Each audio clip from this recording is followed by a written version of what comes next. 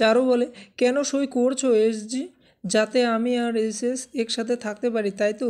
চারু বলে, সত্যি চাও তুমি সেটা মন থেকে? দীপা বলে, মানে মানে তুমি কি কি বলতে চাইছো? হঠাৎ করে তুমি আমাকে এমন কোথাও বলছো কেন? চারু চারু বলে, সত্যি সত্যি যদি চাও তাহলে দুজনকে কি কথা বলছিলে সেদিন? তারপর চারু রিমোট দিয়ে ভিডিওটি চালিয়ে দেয়।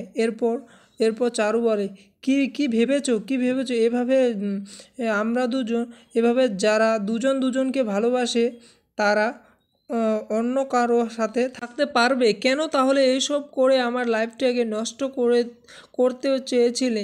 এরপর সোনা বলে, মা বাবা তোমরা ক্যাফে গিয়ে এইসব কথা বলেছো?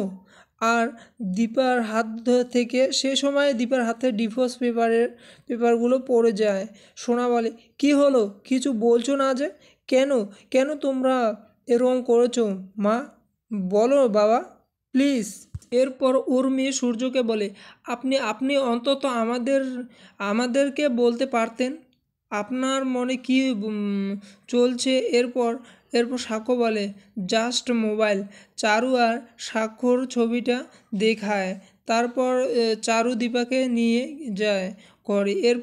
এরপর দীপা বলে, তোমরা আমাকে হঠাৎ করে আটকে দিলে কেন? এরপর অনুজা বলে, আমাদের এখন অনেক কাজ। দীপা তাই একদম কথা কম।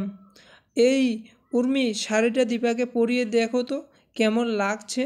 এরপর উর্মি শাড়িটাকে নিয়ে আসে। এরপর চারু বলে, তুমি তুমি চুপ করে দাঁড়িয়ে থাকো এখানে এসজি। এবং উর্মি শাড়িটা এনে দীপার গায়ে পরিয়ে দেয়। এবং চারু বলে, সব সব দরকার যদি তুমি বুঝে যাও তাহলে আমরা কি করব? আমাদের উপরও একটু ভরসা করে দেখোই না এসজি। এরপর রূপা সোনাকে বলে, সোনা রেডি?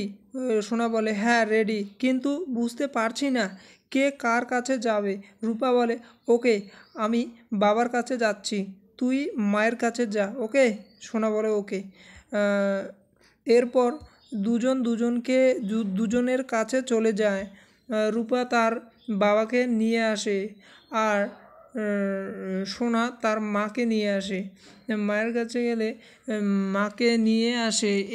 এরপর সূর্য আর দীপা দুজনের খুব সুন্দরভাবে আবার দুজনকে দেখতে থাকে। রূপা বলে, ওয়াও মা, কি সুন্দর দেখতে লাগছে মা তোমাকে। এরপর দুজনের 7 পাক ঘুরিয়ে বিয়ে হয়। এরপর অনুজা বলে, এবার সিঁদুরদান হবে। এরপর উর্মি সূর্যকে জিজ্ঞেস করে, কেমন লাগছে দাদাই? তারপর সূর্য বলে, আমরা সবাই একসাথে হয়ে গেলাম, এর দেখে আমার আর কি ভালো লাগবে, এর চেয়ে কিছু আমি চাই না। তো বন্ধুরা, তোমাদের এপিসোডটি কেমন লাগলো প্লিজ মোটামুটি কমেন্টে জানাবেন। নতুন এপিসোড দেখা যাচ্ছে চ্যানেলটি